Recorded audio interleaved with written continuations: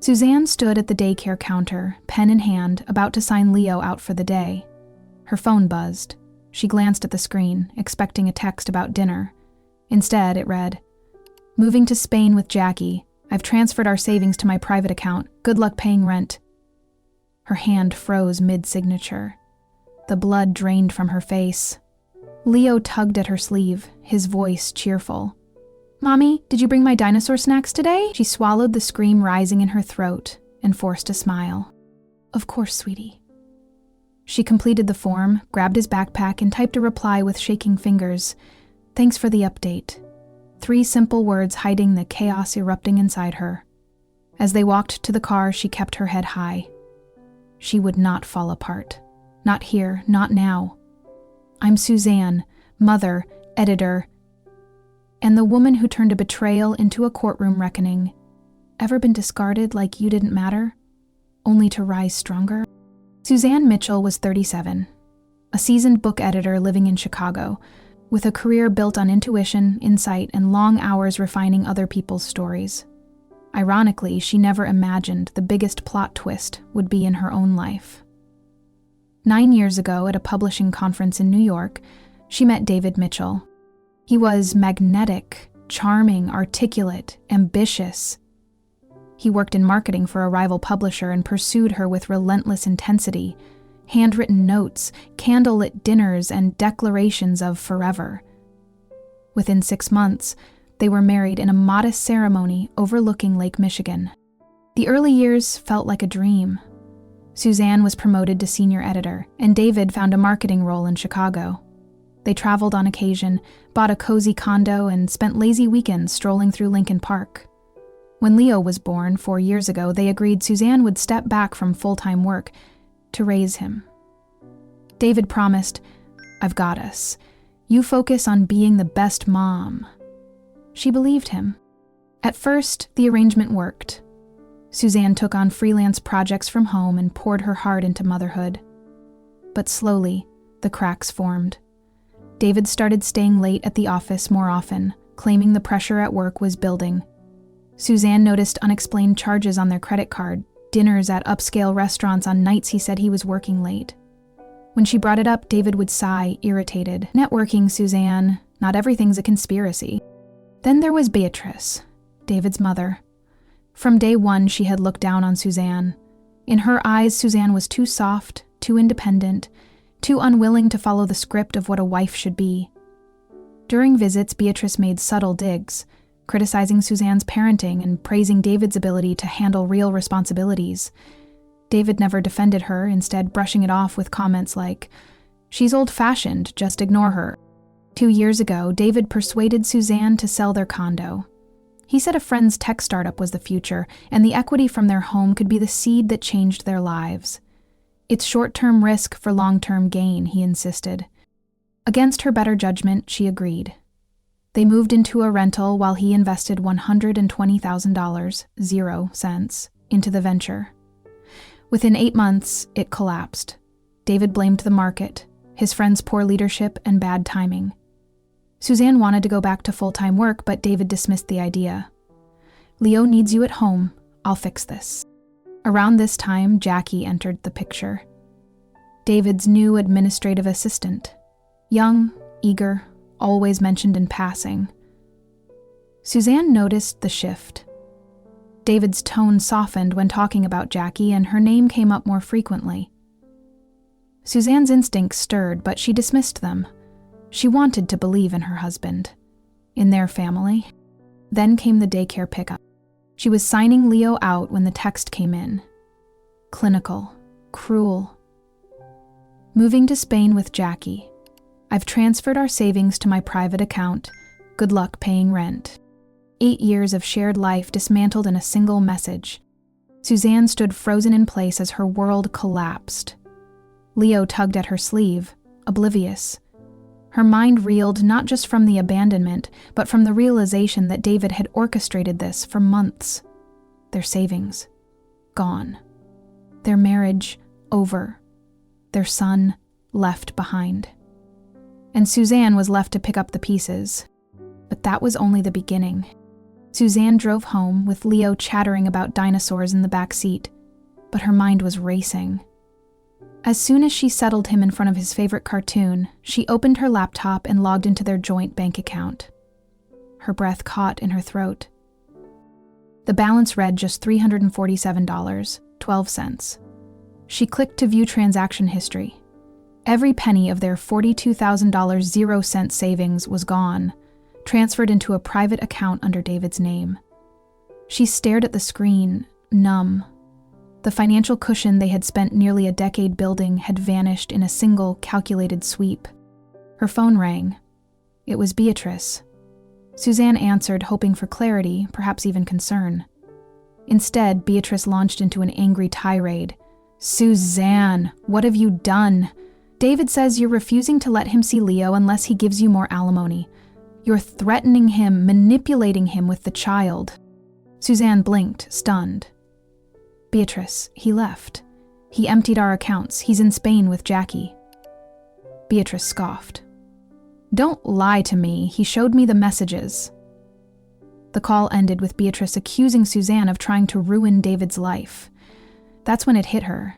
David wasn't just running away. He was rewriting the story. He was casting Suzanne as the villain. Still shaken, she called the bank. The representative confirmed the funds were legally transferred. Since both their names were on the account, nothing could be reversed. "It's not considered theft," the rep explained gently. "There's no legal violation if both account holders have access." A knock at the door interrupted her thoughts. It was a delivery. Certified mail. Inside the envelope was a divorce petition, filed a week earlier.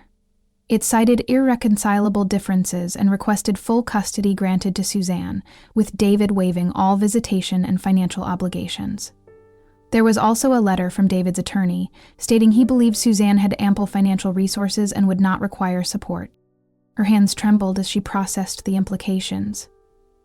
Not only had David abandoned her and Leo without warning, he had already positioned himself as the innocent party, the victim, while casting her as greedy, unstable, and unreasonable. He was living in Barcelona now. The address on the documents confirmed it.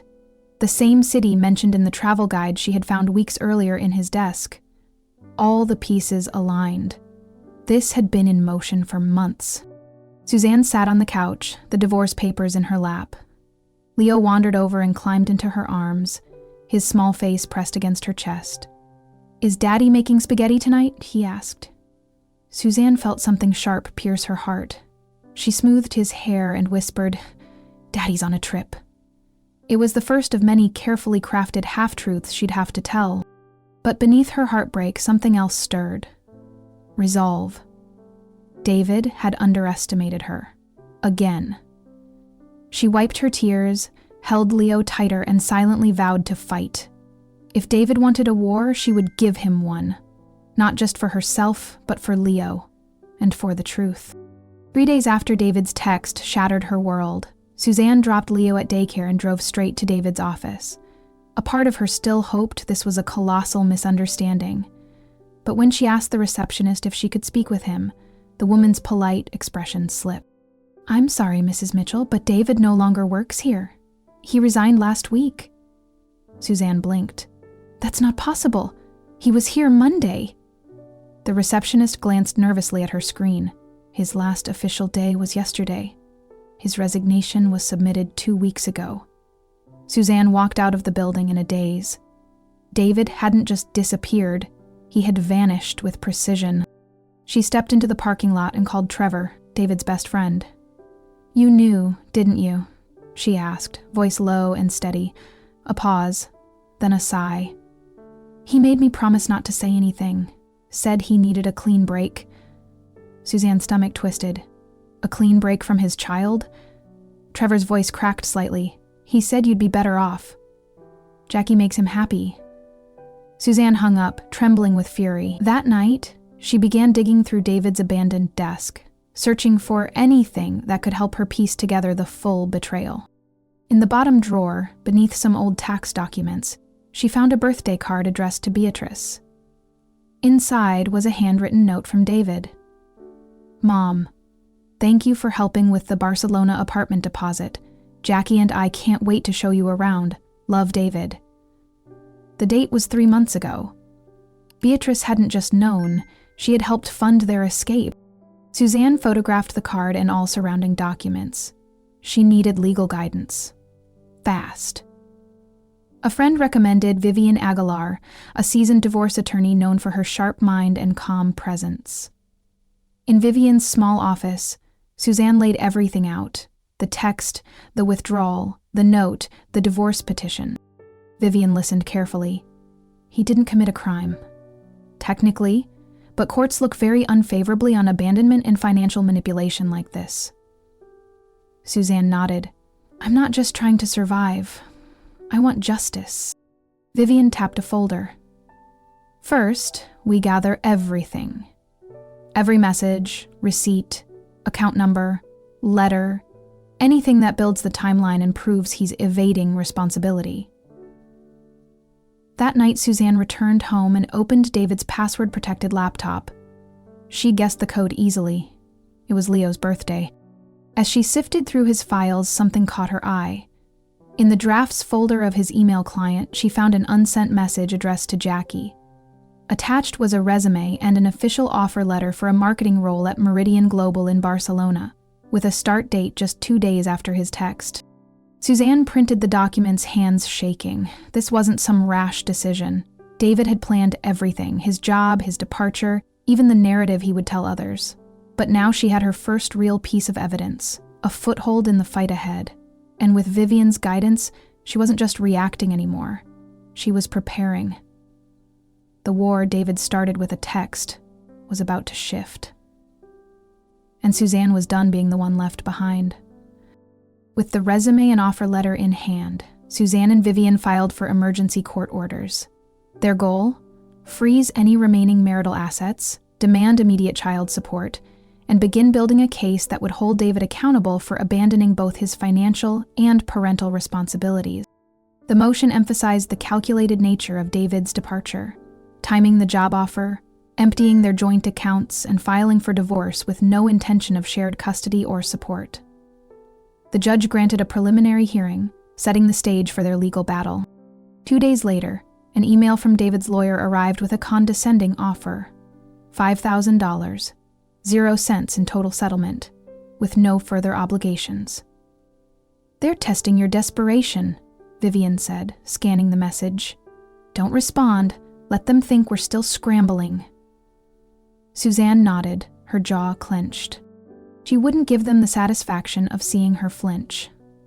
But that night, another message arrived, this time directly from David. His tone had shifted from smug to aggressive. Drop this now, the text read. You're dragging my mother into things she has nothing to do with. You'll regret this if you keep pushing. Suzanne saved the message and forwarded it to Vivian. It's pressure tactics, Vivian said calmly. The louder he gets, the more afraid he is that we're getting close. The very next morning, Suzanne received a call from an unfamiliar international number. Is this Suzanne Mitchell? A woman asked, her voice tinged with a Spanish accent. Yes, who's calling? Suzanne replied. My name is Lucia Vega. I'm the HR director for Meridian Global in Barcelona.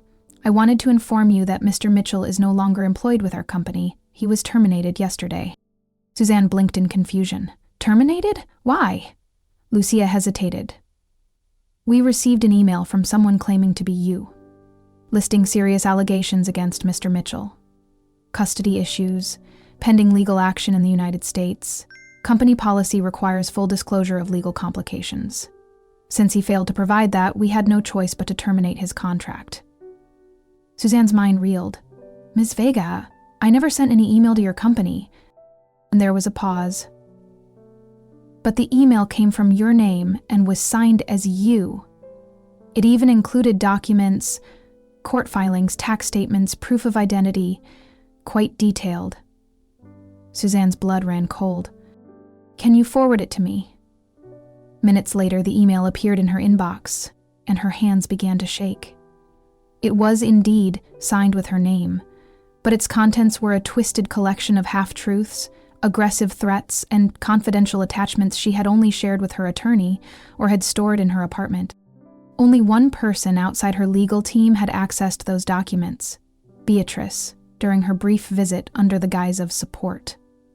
Somehow, David's mother had stolen private paperwork and used it to impersonate Suzanne, sabotaging David's job to make him appear unemployable and unable to pay court-ordered support. The betrayal wasn't just David's anymore. Beatrice had crossed a legal and ethical line. Suzanne called Vivian immediately. "This is identity fraud," Vivian confirmed after reviewing the forged email. "We're filing motions to report it to the court and law enforcement. This also strengthens your custody case." Suzanne took a deep breath. "Let's go after her too." The betrayal had gone public, but Suzanne wasn't hiding in the shadows anymore. She was stepping forward, armed with truth and ready for the next battle. David called Suzanne in a rage. "You vindictive snake," he growled. "You got me fired. After everything I offered you?" His voice trembled with fury.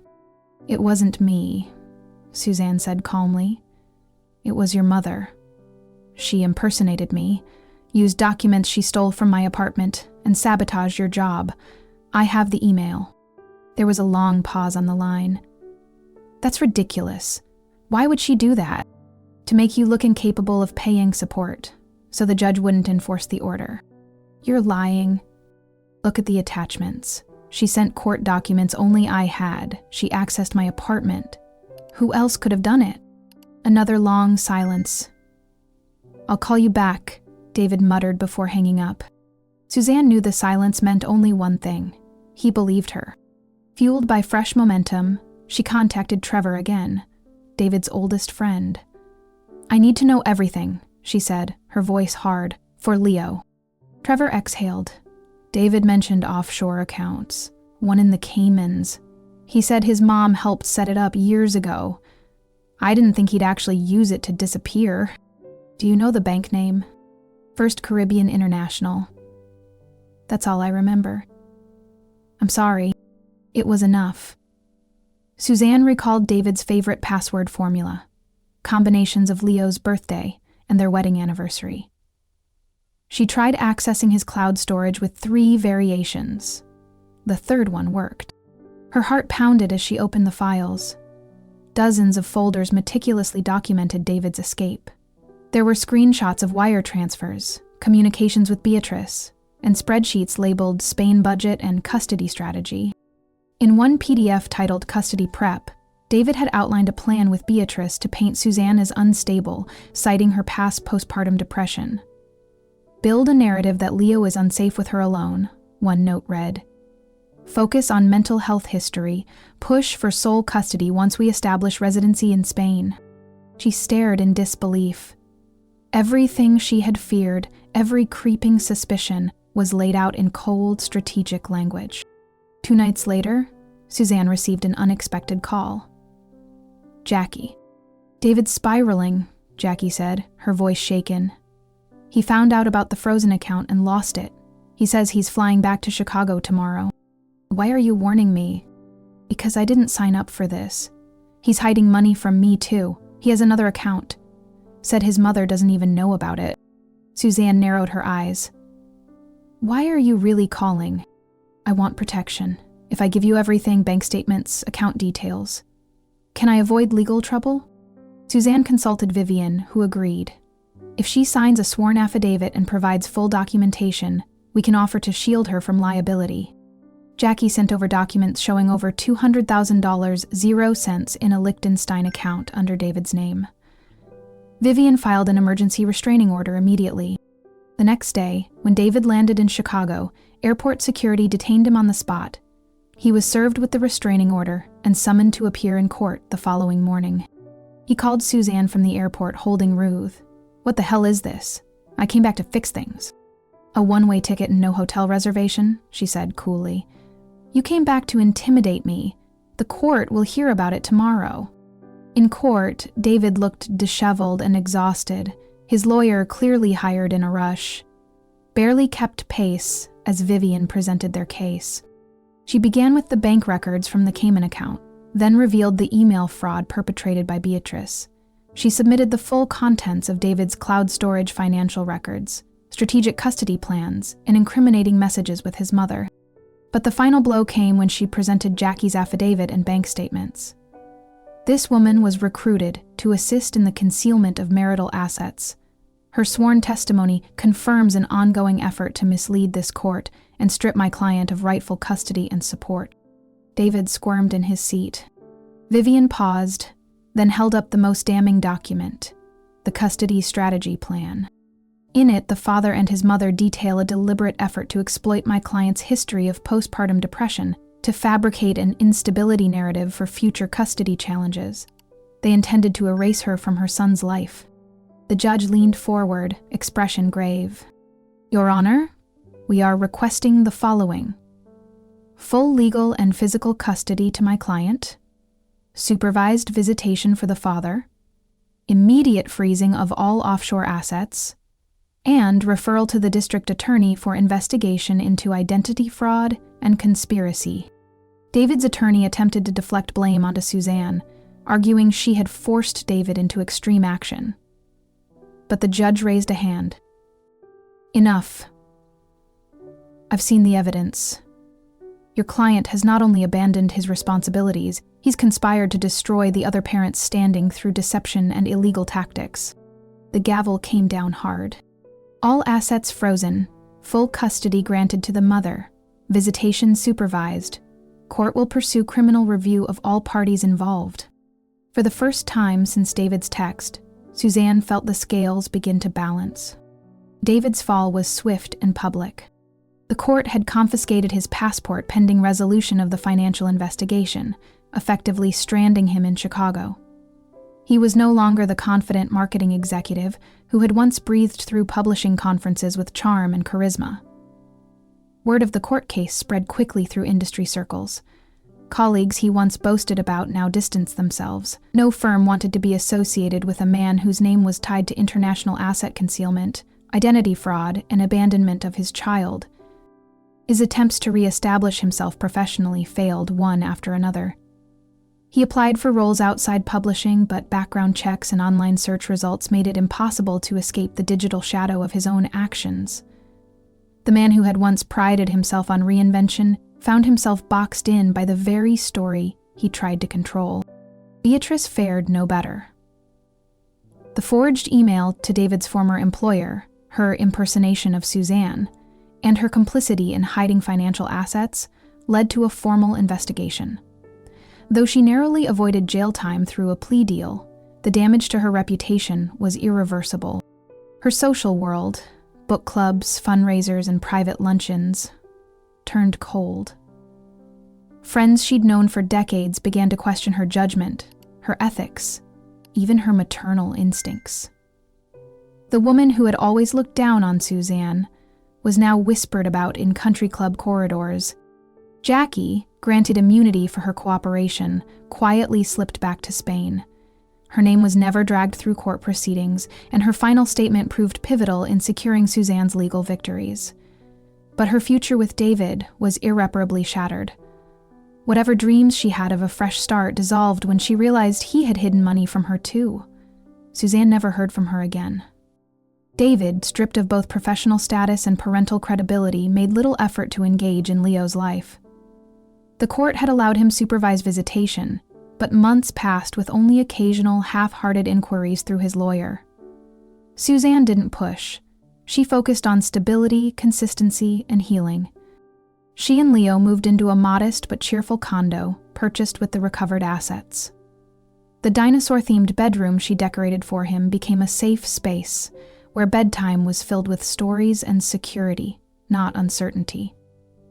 Leo adjusted to his new preschool, made friends easily, and began sleeping through the night again. For Suzanne, returning to full-time editing was both a financial necessity and a soul-restoring move. She joined a publishing house that valued flexibility and respected her expertise. Slowly, the fog of betrayal lifted. Each manuscript she guided, each successful author she championed, reminded her of her own strength and capability. The drama that had once consumed every waking hour faded into the background. In its place was a sense of quiet empowerment. The courtroom battles, emotional exhaustion, and betrayals that once felt unbearable had become catalysts, pushing her toward a version of herself she never knew existed. The reset wasn't just about finances or custody, it was about reclaiming her narrative. Suzanne no longer viewed herself as the woman who had been left behind. She was the woman who had rebuilt, who had protected her child, and who had risen from devastation with dignity. The betrayal that David thought would break her became the spark that rewrote her life. Suzanne stood in the doorway of her new condo, keys in hand, sunlight filtering through freshly cleaned windows. The space was modest. 2 bedrooms, open kitchen, soft carpet beneath her feet, but it was hers. No shared mortgage, no shadow of betrayal hanging over the walls. Every decision, every furnishing, every detail reflected peace. Leo's laughter echoed from his new bedroom, already decorated with dinosaur posters and a small bookshelf brimming with stories. It wasn't just a home. It was a beginning. With the worst behind her, Suzanne began to reflect on the deeper lessons of what she'd endured. She hadn't just survived financial betrayal and emotional manipulation. She had outmaneuvered them. What had once been her greatest vulnerability, trust, had become her sharpest tool. She understood now how women, especially mothers, could be blindsided by those they trusted most, and she wasn't willing to let others walk the same minefield in silence. An opportunity emerged when a former colleague invited her to speak at a local women's conference on digital security and financial self-defense. Nervous but resolute, Suzanne stood before the crowd not as a victim, but as a survivor with tools. She shared how easily access, money, and power could be stripped away, and how to take them back. Her story resonated. After the event, women lined up to thank her, to cry with her, to share their own stories of gaslighting and hidden accounts. That one speech turned into several. Panels, webinars, nonprofit workshops. Suzanne found her voice not just as an editor of books, but as an editor of reality, rewriting what it meant to be left, to be discarded, to be underestimated. Her inbox filled with invitations, and though she never sought the spotlight, she stepped into it for the sake of those who hadn't yet found their footing. Meanwhile, Leo thrived. He adjusted quickly to his new preschool, found joy in his routine, and never once asked why David didn't call. He had his mother, his routines, his dinosaur toys, and that was enough. Their evenings were simple: dinner at the table, bedtime stories, quiet rituals that stitched safety back into their lives. Suzanne's work as an editor remained steady, but now she also consulted on memoirs, helping women tell their own stories of transformation. The personal became professional, and the lines between passion and purpose blurred, in the best way possible. What once seemed like the end of her world became the foundation for something far more powerful. Suzanne didn't just recover, she rose. And in doing so, she built a life more honest, more aligned, and more powerful than anything David had tried to strip away. The betrayal no longer defined her, it refined her. Suzanne Mitchell became not just a cautionary tale, but a force. A voice. A lighthouse for women learning to rebuild after the storm. And she wasn't done yet. Suzanne sat on the balcony of her condo, the late afternoon sun casting a soft glow across the lake in the distance. A warm cup of tea rested in her hands, its steam curling lazily into the air. The breeze was gentle, and for the first time in what felt like years, her heart was quiet. Inside, Leo was on the living room floor, building elaborate Lego towers, his little voice narrating the scene as his tiny dinosaur figurines marched through plastic archways. Suzanne smiled, her eyes drifting to her phone. She opened the folder on her home screen labeled Beginnings. At the top sat a screenshot. David's final message: "Good luck paying rent." She read it without pain, without anger, just perspective. That text, once intended to crush her, had become the spark. It marked the day everything fell apart, yes, but also the day everything began. She took a sip of tea, the flavor grounding her in this new reality. Not one built on illusions or sacrifice, but on clarity and strength. A life she designed. Suzanne looked out across the water, then back at Leo. Her reason, her anchor, her joy. She whispered, more to herself than anyone else. You tried to bury me, but I was the seed. The past was no longer a wound, it was fertilizer. And from it, Suzanne had grown something unshakable. Peace, power, possibility, and a future that was finally, beautifully, hers.